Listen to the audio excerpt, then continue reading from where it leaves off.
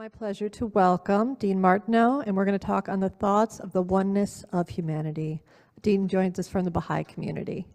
Okay, well, it's really interesting, and I gather we have about 20 minutes for this. Is that the general idea? Okay, I'll try to keep myself somewhat within that framework. It's really interesting to notice how often oneness came up today, how that's the next week's speaker, how many times oneness came up in song and discussion. I don't think you would have heard this 20, 30 years ago, because this, according to the Baha'i teachings anyway, is the next step in human evolution, next step in the evolution of the planet. It is a spiritual reality that is permeating our lives, and we don't necessarily always know why, but it's becoming more and more important to us and more evident to us that oneness truly is the stage where we are. And I'm going to talk about it, just a couple of little things, give some idea that we can meditate on about the oneness of humanity, and then I want to give a local example of something we might do to act on it. So, the oneness of humanity, I think probably the next, I only have 4 slides there. I want to be on the second slide. So the Baha'u'llah, the founder of the Baha'i faith, now the Baha'is, this is the central teaching of the Baha'i faith. It is the central teaching of the Baha'i faith. There's nothing more you can say about it. And all the other teachings of the Baha'i faith revolve around it. But of course, this is not just the concern of the Baha'i faith, as we see from what we heard here today. Everybody's concerned about it, and everybody pretty much believes in it. Unfortunately, we don't always take it much farther than that, and the Baha'is are guilty of this. Oh, we believe in the oneness of humanity. Okay, good. Now what are we going to do about it? Well, how is that going to change our actions? And the Baha'is are quite guilty of, sometimes, I believe anyway, of not being as good about really digging into it, and we're going to see what I mean by that in a minute here. So Baha'u'llah, he's the founder of the Baha'i faith. His name means the glory of God. And he had one little statement about the oneness of mankind. Consider the world as the human body. Okay, now that sounds kind of simple, but it really has a lot of deep implications. Go ahead and go to the next slide. The reason, and what I say about this is that the Baha'i writings tell the Baha'is to do some things about the oneness of humanity, and so we can all do this. It's not just for the Baha'is. One thing is to meditate profoundly upon it. I don't know how many of us have meditated profoundly on the oneness of mankind. Humanity, or one mankind, it's good to say humanity. I have maybe meditated shallowly upon it myself, but so it's a subject of meditation. And then we're supposed to weigh its demanding implications. So the notion of the oneness of humanity has demanding implications. It isn't just something we sort of believe in and we think is a nice idea. It actually has implications for how we run everything and how we do things with our neighbors, whether they're our neighbors in Haiti or our neighbors across the street or our neighbors across town who are African American. And those demanding implications have to do with the profound alterations of thought and action required at this time.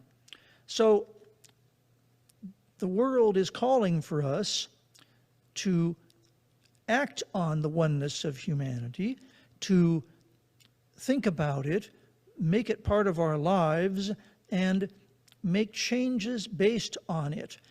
And so when Baha'u'llah says, consider the world as the human body, okay, now I think that takes us kind of deep. So if our friends in the Democratic Republic of Congo are suffering, that affects me, or at least it should affect me if I believe in the oneness of humanity. If somebody doesn't have enough to eat, if people with disabilities don't get educated because we don't bother putting the money toward equipment that they need, that's a personal one. There's all kinds of other things we can name, and we can think about populations that we know of. It's personally relevant to me these days how little we actually care about people who are mentally ill or have addictions. Yeah, we sort of grudgingly provide a little bit of services, but they certainly aren't provided in the way they could be. How much we really don't care about the homeless, how whatever term you want to use, that they want to use, I'm not totally clear on that. We don't really, yeah, okay, we'll do a little bit for them, but that's just not, we don't really care about them, you know. Not, if we cared, truly, if it was a priority, things would be a lot different. And so all of these things are part of the notion of the oneness of humanity. If my right thumb is in pain, I am feeling really disabled. I'm not able to do very much. And in our system, with the way we have it in our society, which you couldn't do this with the body unless you're seriously mentally ill, and maybe we should think about that a little bit. How is it that people, native peoples and peoples of African descent, the numbers speak to the fact that they are very much oppressed. We're not, true enough, we're not enslaving people anymore. True enough, people have opportunities, individuals have opportunities, probably a lot more than they ever had. It's a gradually unfolding process.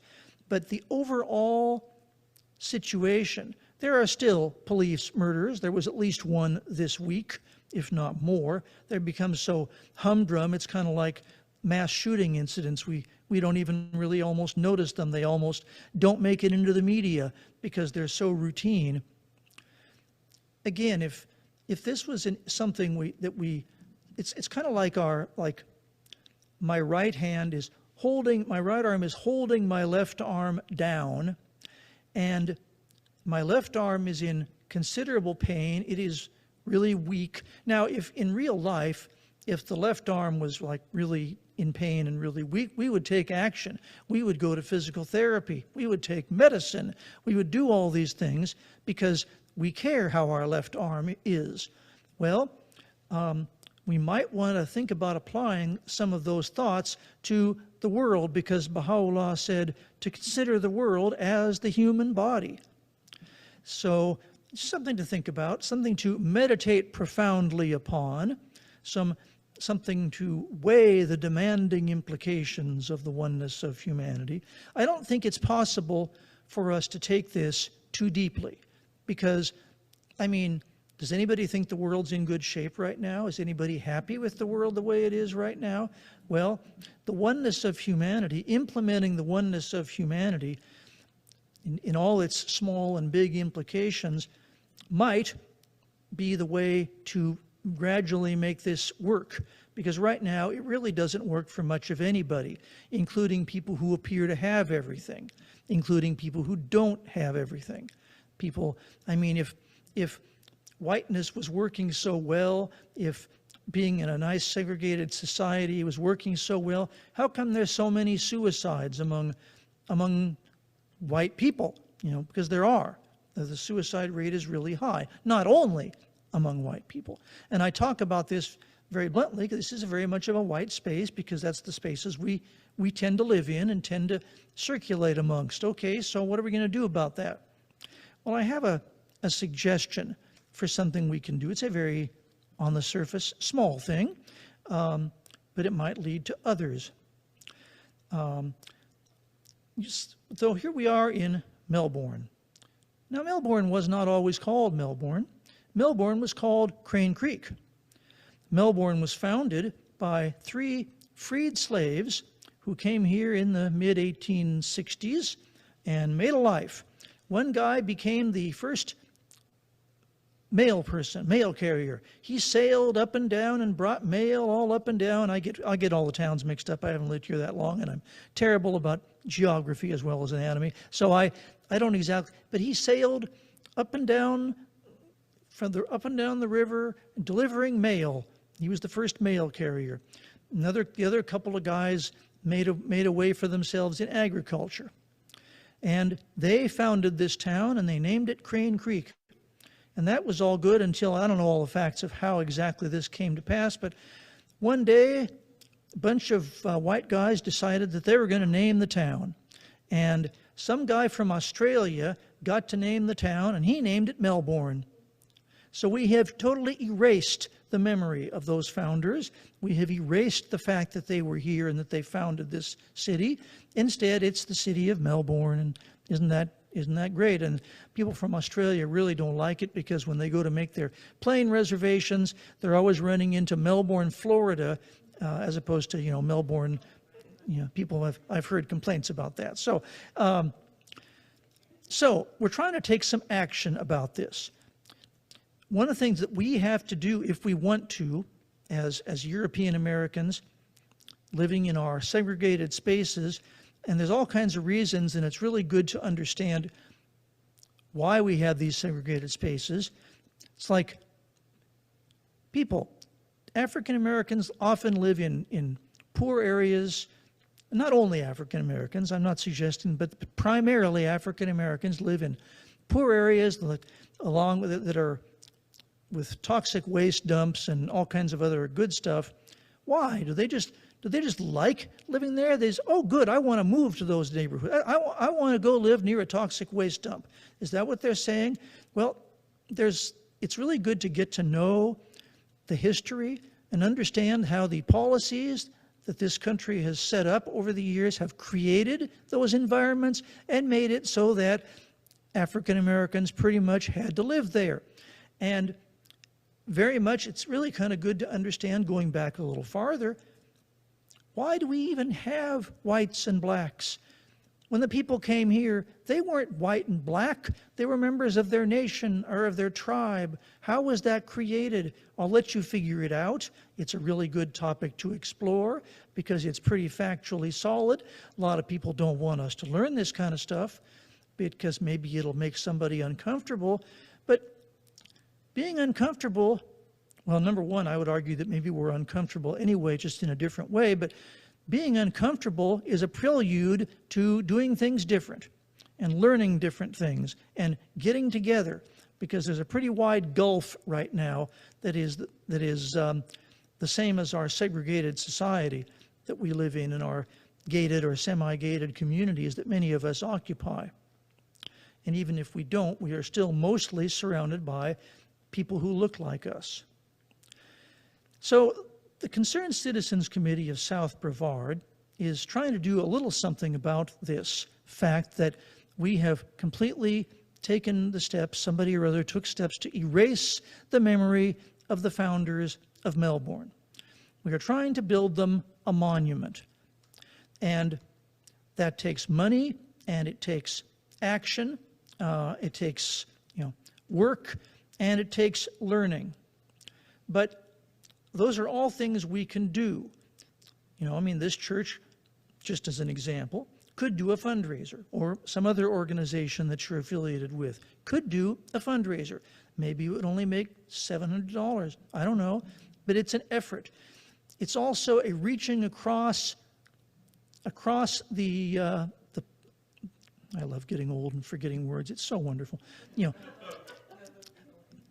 Across the gulf between us who are white and black, because there's very little reaching across that gulf. African Americans, as from my limited contact, don't feel a tremendous need for us white people because it hasn't benefited them to have white people in their lives. It hasn't integration didn't necessarily do them a lot of good in certain ways, overall. So it's going to be important for us, in view of the principle of the oneness of humanity, to make real effort. They have to make effort too, but those of us who are European American have to make some real effort. We have to learn, and we have to then listen, and we have to then follow the direction of the people of African descent, because they know what they want, and it might not necessarily be inherently something we would do, but you know what? We're going to have to do things a little differently if we want to implement the principle of the oneness of humanity. And no doubt about it, it's going to be very chaotic. There's a tremendous amount of injustice right now.